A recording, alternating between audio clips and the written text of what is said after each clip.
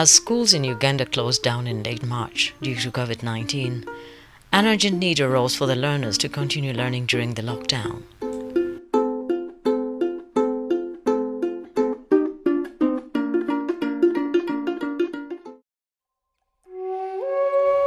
When the Ministry of Education and Sports published its framework for the provision of continued learning during the COVID-19 lockdown, Mango Tree Literacy Lab, which has been running educational programs in the Lango sub-region for over 10 years, decided to develop a radio education program.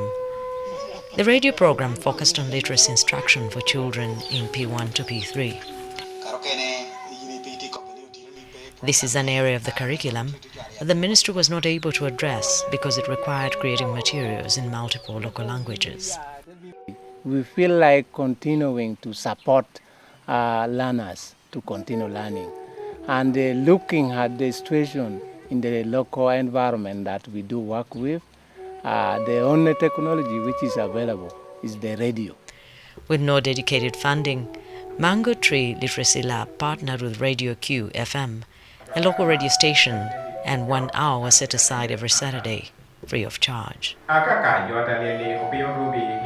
In May 2020, Mango Tree, together with the Ichuli Institute, responded to a call by the EdTech Hub for Non-Internet Education Innovations that addressed the COVID-19 crisis. Upon selection to participate, a sandbox or short experimental pilot was run in Lango sub-region, northern Uganda, from September to December. The content was delivered over 12 one-hour radio programs that were broadcast on consecutive Saturdays from 12 to 1 p.m. The 12 radio programs were organized into 2 series of 6 shows, 5 pre-recorded shows delivering literacy content. This was followed by a 6th show which featured feedback from the listening audience. This was captured through pre-recorded audio content gathered from listeners, parents, co-teachers and others in the field. Many of the children are liking it.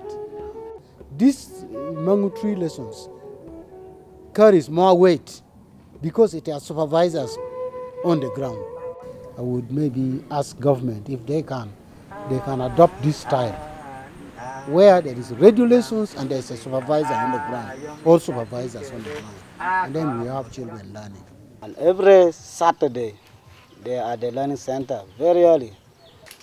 Most of the learners, they can now write, they can now read some of the words clearly. Even those who are not included in the program, they are attending the program.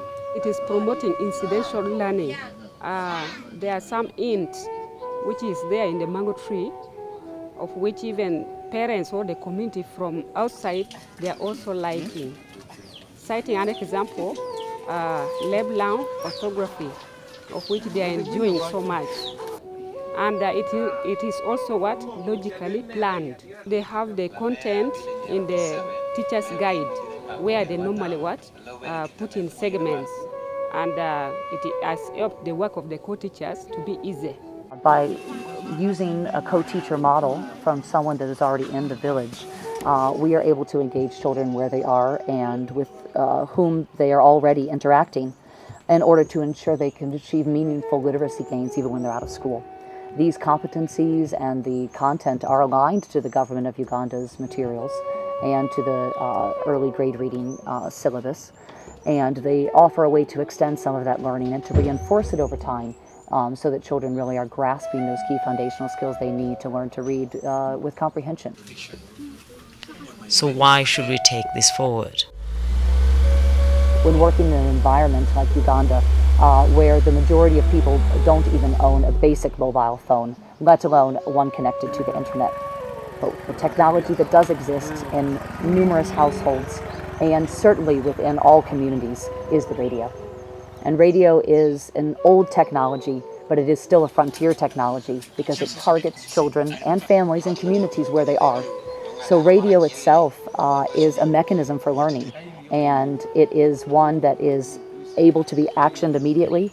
It's accessible to the communities who need to use it, which represents an opportunity to not only supplement the gaps that have been existent in the lack of schools being operational for young kids, but also once they do restart, to offer a buffer and a space to fill those foundational gaps through extended practice and exposure, which children are going to need in order to return to school successfully. And for us to take this forward, what do we need to do? Radio alone is just not enough. You need a supportive human infrastructure, and you need a supportive materials infrastructure in order to really drive home learning. It's very hard to learn to read if you don't have access to any books. And it's very hard to know if you're doing the right thing when you sound out those words if you're not doing that in a group of other people.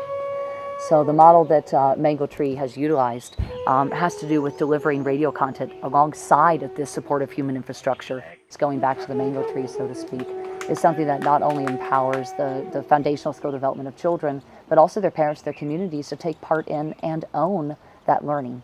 And isn't that what we're all here trying to do anyway? The goal now is to complete a full year of testing and refining the model with our existing pilot schools. This will determine whether to move forward with a school-based model, a school enterprise model, or a hybrid model that incentivizes primary schools to be more entrepreneurial.